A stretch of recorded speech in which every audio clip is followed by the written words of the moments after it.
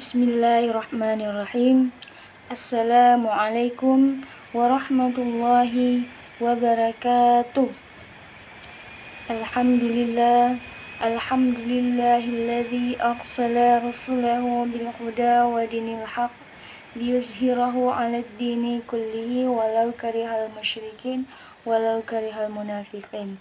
Asyhadu an la ilaha illallah wa asyhadu anna Muhammadan abduhu wa rasuluh la nabiyya ba'da amma ba'du. Faqala Allah ta'ala fil Qur'anil Karim, a'udzu billahi minasy syaithanir rajim. Bismillahirrahmanirrahim. Rabbi shrah li sadri wa yassir li amri wahlul 'uqdatam min lisani yafqahu qawli. Shadaqallahul azim. Puji syukur atas kehadiran Allah Subhanahu wa Ta'ala, yang mana beliau telah melimpahkan rahmat dan karunia-Nya kepada kita sehingga kita dapat berkumpul di tempat ini dalam rangka menghambakan diri kepada Allah. Salawat dan salam tak lupa pula kita sanjungkan kepada junjungan kita Nabi Muhammad SAW dengan membacakan lafaz Allahumma salli ala Sayyidina Muhammad wa ala ali Sayyidina Muhammad, yang mana beliau telah membawa kita dari alam kegelapan menuju peradaban hidup yang modern, yang penuh dengan kemajuan ilmu, pengetahuan dan teknologi yang kita rasakan saat ini. Semoga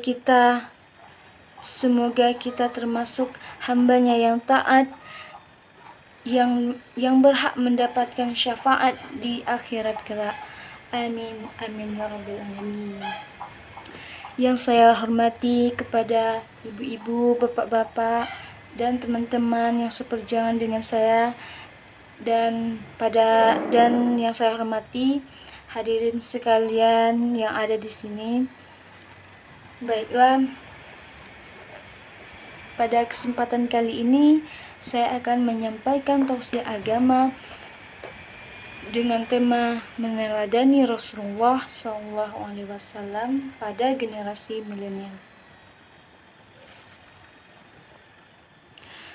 Kaum muslimin rahimakumullah, zaman Rasulullah memang sudah jauh berlalu sebelum generasi milenial. Berbicara mengenai generasi milenial,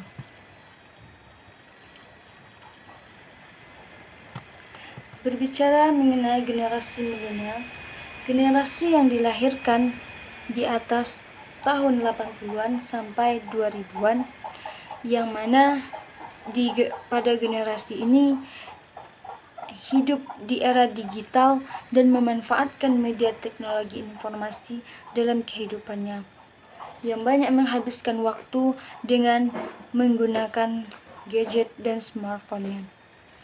Namun, Masya Allah, masih ada generasi milenial yang masih meneladani Rasulullah dan menjadikan beliau panutan, karena memang risalah Islam itu diturunkan hingga akhir zaman. Generasi milenial ini juga disebut sebagai generasi emas, yang sangat potensial menjadi generasi bagi kebangkitan Islam. Meskipun dalam mengelola masa muda agar memiliki karakter kuat dalam keagamaan merupakan suatu perjuangan yang tidak mudah dan sederhana. Sebab tantangan yang paling berat dan sulit serta menantang dalam fase kehidupan kita adalah menundukkan masa muda untuk tumbuh dalam beribadah dan menyembah kepada Allah sesuai tujuan penciptaan manusia itu sendiri. Itulah sebabnya Rasulullah menyebutkan di antara 7 golongan yang memperoleh naungan pada saat tiada naungan kecuali naungan dari Allah pada hari kiamat adalah pemuda yang tumbuh dalam rangka beribadah kepada Allah Subhanahu wa Ta'ala. Pemuda sukses yang pandai memanfaatkan peluang masa mudanya untuk selalu ingat apa tujuan ia diciptakan Allah. Tentu mereka tidak akan menyia-nyiakan waktunya. Ia menyadari peluang itu tidak akan berulang. Kemudian memanfaatkan masa muda sebelum datangnya masa lemah atau masa tua, masa sehat sebelum sakitnya, masa lapang sebelum sempitnya, dan masa hidup sebelum kematiannya. para pemuda juga harus menyadari dan mengetahui banyak program dari luar yang diarahkan kepada pemuda dengan program Ghazwul Fikri. Apa itu Ghazwul Fikri? Perang pemikiran. Para pemuda Muslim harus kuat mempersiapkan diri untuk menghadapi serangan Ghazwul Fikri dengan perang pemikiran sekuler, pluralis, dan liberalis agama dan liberalisme agama. Karena orang di luar Islam tahu persis bagaimana cara menghancurkan suatu masyarakat dan peradaban Islam. Maka yang terlebih dahulu dihancurkannya adalah para pemudanya. Jadi saya sangat menghimbau kepada para pemuda, jangan membuang waktu sia-sia. Banyak-banyaklah menghadiri majelis ilmu, perkuat agama dan tauhid. Kaum muslimin rahimakumullah, tentang meneladani Rasulullah, Allah telah menurunkan sebuah ayat yang berbunyi, A'udzu billahi minasy syaithanir rajim. Bismillahirrahmanirrahim.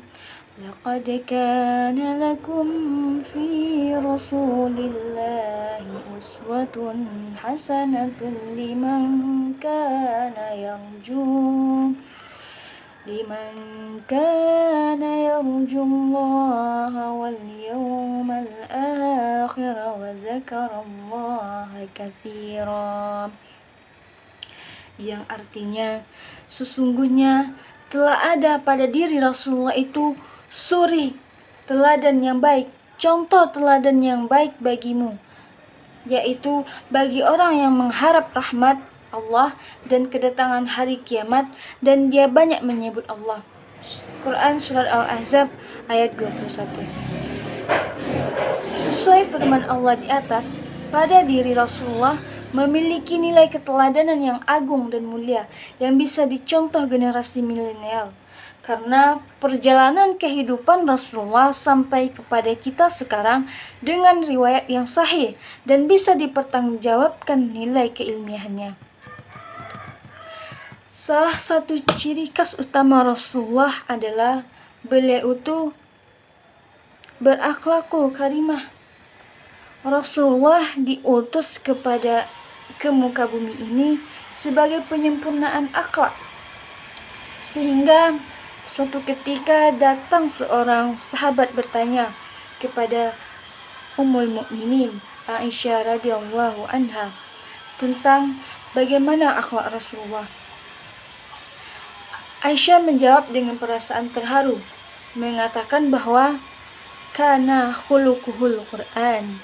Akhlaknya Rasulullah adalah Al-Qur'an. Nah, kalau pengen tahu akhlaknya Rasulullah, buka Al-Qur'an, baca Al-Qur'an. Al-Qur'an menyebut beliau dengan kata kunci uswatun hasanah, yang artinya contoh teladan yang baik.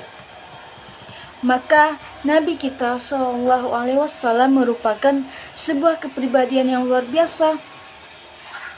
Jika Anda mau menjadi pedagang yang baik, bisa nyontoh Rasulullah. Mau menjadi seorang suami yang baik, mau menjadi anak yang baik, mau menjadi tetangga yang baik, mau menjadi pemimpin yang baik, dan bahkan mau menjadi guru yang baik, bisa nyontoh Rasulullah. Kaum muslimin rahimakumullah, seperti yang telah dikatakan tadi, Rasulullah adalah seorang pemimpin yang adil, jenderal yang pemberani, guru yang menjadi teladan, pedagang yang jujur, pengembala yang bertanggung jawab, ayah yang penyayang, suami yang setia, teman yang baik bagi pemuda dan para sahabatnya. Kaum muslimin rahimakumullah, pada suatu ketika datang seorang sahabat meminta wasiat kepada Rasulullah. Lalu Rasulullah berpesan, bertakwalah kepada Allah dimanapun kamu berada, dan ikutkanlah kesalahan dengan kebaikan, niscaya dosa akan terhapus, dan berakhlaklah kepada manusia dengan akhlak yang baik. makna dari ikutkanlah keburukan dengan kebaikan, niscaya dosa akan terhapus. Tentu sebagai manusia yang memiliki kesalahan dan kekhilafan, maka hal yang semestinya dilakukan adalah kembali ke jalan Allah dengan memperbanyak istighfar serta melakukan berbagai kegiatan positif yang bisa dirasakan manfaatnya baik bagi diri sendiri maupun bagi orang lain. Tentu dinamakan manusia melainkan tidak dinamakan manusia, melainkan merupakan tempat lupa dan khilaf. Namun sebaik-baik orang keliru adalah orang yang bertaubat. Kaum muslimin rahimakumullah, kehadiran umat Islam dalam wujud masyarakat ideal di era milenial yang berakhlakul karimah diharapkan membawa perubahan bagi umat manusia. Umat Islam harus siap menjadi pelopor dari setiap kebaikan. Sebagaimana Islam adalah agama yang memberi solusi dan Rasulullah adalah figur pembawa solusi, maka sepatutnya kita sebagai umat Islam adalah pembawa pencerahan, menjadi pembawa rahmat bagi semesta alam, sumber inspiratif, berkontribusi positif bagi kemanusiaan, dan membimbing manusia mewujudkan kebahagiaan dunia dan di akhirat. Kaum muslimin rahimakumullah,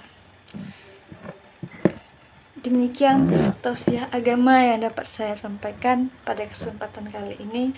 Semoga dapat bermanfaat bagi kita semua dan dapat kita aplikasikan, kita terapkan dalam kehidupan sehari-hari. Lebih dan kurang mohon dimaafkan. Yang benar datangnya dari Allah Subhanahu wa Ta'ala yang Maha Benar, dan yang salah, khilaf atau keliru itu datang dari saya sendiri sebagai manusia biasa yang tidak pernah luput dari salah, khilaf dan dosa. Akhirul kalam, subhanakallahumma wa bihamdika asyhadu an la ilaha illa anta astaghfiruka wa atubu ilaik. Wallahul muwaffiq ila wallahu muwaffiq ila aqwamit thariq. Assalamualaikum warahmatullahi wabarakatuh.